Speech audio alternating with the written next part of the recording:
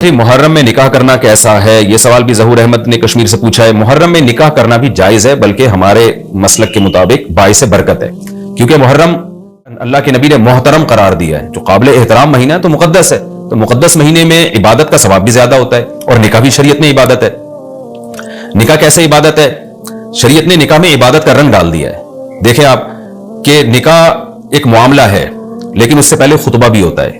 خطبہ جمعے کی نماز سے پہلے ہوتا ہے، خطبہ عید کی نماز سے پہلے ہوتا ہے، خطبہ استسقاء کی نماز سے پہلے ہوتا ہے، خطبہ حج میں ہوتا ہے۔ یہ ساری عبادتیں ہیں نا جس میں خطبہ ہے، لیکن اسلام نے کیا کہا؟ نکاح سے پہلے بھی خطبہ ہوگا۔ اس کا مطلب اسلام نکاح کو عبادت قرار دے رہا ہے، نکاح میں عبادت کا رنگ بھر رہا ہے۔ تو عبادتیں تو مقدس مہینے میں زیادہ ثواب ہوتا ہے ان میں۔ تبھی آپ دیکھیں نبی صلی اللہ علیہ وسلم نے فرمایا رمضان کے بعد سب سے زیادہ روزوں کا ثواب محرم میں ملتا ہے۔ کیوں؟ مقدس ہے نا، تو عبادت کا ثواب بڑھ گیا اس میں۔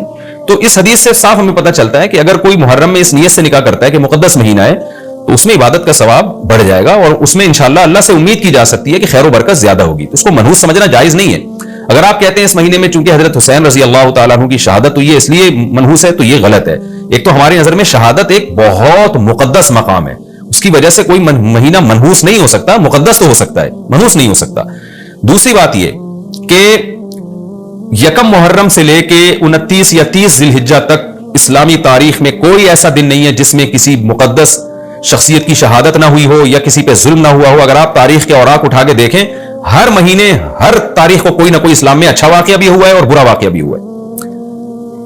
حضرت عثمان رضی اللہ تعالیٰ عنہ کی شہادت ہوئی باغیوں کے ہاتھوں، خود نبی صلی اللہ علیہ وسلم کی وفات ہوئی ربیع الاول میں، اور بھری ہوئی ہے نا اسلامی تاریخ۔ حضرت علی رضی اللہ تعالیٰ عنہ کی شہادت ہوئی۔ تو ان تمام شہادتوں کے آپ ایام نکالیں، ان کے مہینے نکالیں، کوئی مہینہ نہیں بچے گا۔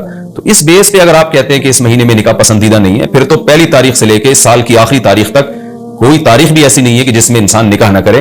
اس کا مطلب پھر آپ کنوارے چھڑے چھاٹی گھومتے رہیں، اور مسلمانوں کی پھر گروتھ ریشو تو میرا خیال ختم ہو جائے گا، مر جائیں، کہاں پیدا ہوں گے لوگ۔ اور اگر آپ کہتے ہیں کہ نہیں جی کسی شخصیت کے کسی دن میں انتقال کر جانے سے یا شہید ہو جانے سے یا اس پہ ظلم ہونے سے وہ دن منحوس نہیں بنتا، تو پھر 10 محرم بھی منحوس نہیں ہے۔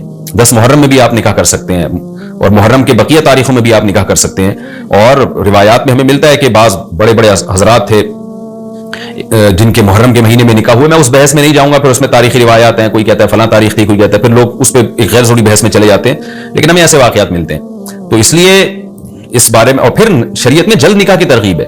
نکاح کو ڈیلے کرنا یہ شریعت میں پسندیدہ کام نہیں ہے۔ اس بیس پہ تو ڈیلے کیا جا سکتا ہے نکاح کہ آپ کو رشتہ سمجھ میں نہیں آ رہا، مشورے کر رہے ہیں، لیکن جب ایک دفعہ رشتہ سمجھ میں آ جائے تو اسلام کا حکم یہ ہے کہ اس میں جلدی کی جائے۔ صحیح بخاری کی مشہور حدیث ہے، نبی صلی اللہ علیہ وسلم کی خدمت میں خاتون آئی، عرض کیا کہ یا رسول اللہ میں آپ سے نکاح کرنا چاہتی ہوں۔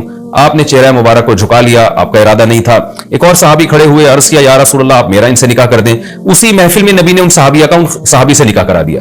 تو آپ نے تو یہ نہیں پوچھا کہ یہ محرم کا مہینہ چل رہا ہے یا سفر کا مہینہ چل رہا ہے یا ربیع الاول کا مہینہ چل رہا ہے، ڈیلے نہیں کیا اس کو، اس لیے کہ خود آپ کی تعلیمات یہ ہے کہ نکاح میں جلدی کی جائے۔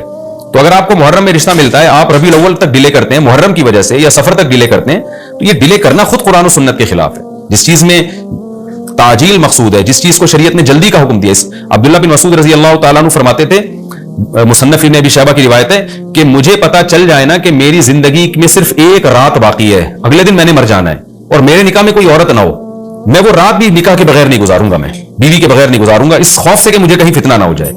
صحابہ کرام جو تقوی کے اعلیٰ معیار پر تھے اور جن سے گناہ کا اندیشہ بہت کم تھا اور کہیں معاشرے میں بے حیائی پھیلی بھی نہیں تھی، وہ تو ان کا تو یہ کانسیپٹ تھا کہ بھائی ہم بیوی کے بغیر ایک دن نہیں گزاریں گے، کہیں ایسا نہ ہو کہ برائی میں پڑ جائیں۔ اور آج چاروں طرف بےہودگی پھیل رہی ہے، چاروں طرف بے شرمی، بے حیائی، انٹرنیٹ پر بےہودہ چیزیں، آپ یوٹیوب میں ویڈیو میں جائیں فوش چیزیں آ رہی ہیں، ہر چیز آپ کی شہوت کو برانگیختہ کرنے والی ہے۔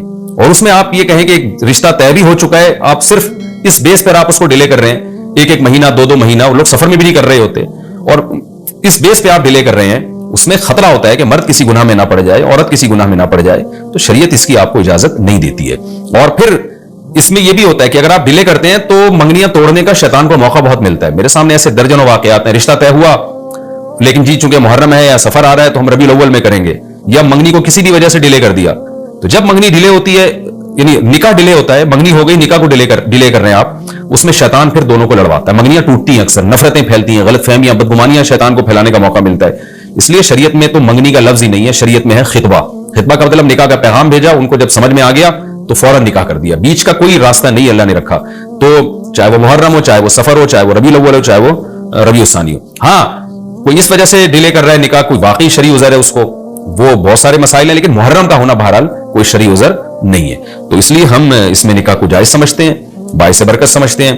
پھر میں بار بار بتا رہا ہوں کہ جو وہ شیعہ حضرات جو کر رہے ہیں ان کو کرنے دیں, میں آپ کو آپ کے مسلک کی بات بتا رہا ہوں. ہم جو قرآن و سنت کو اور اصحاب رسول کو فالو کرتے ہیں اور اہل بیت کو بھی مانتے ہیں, ان کی بات کر رہے ہیں.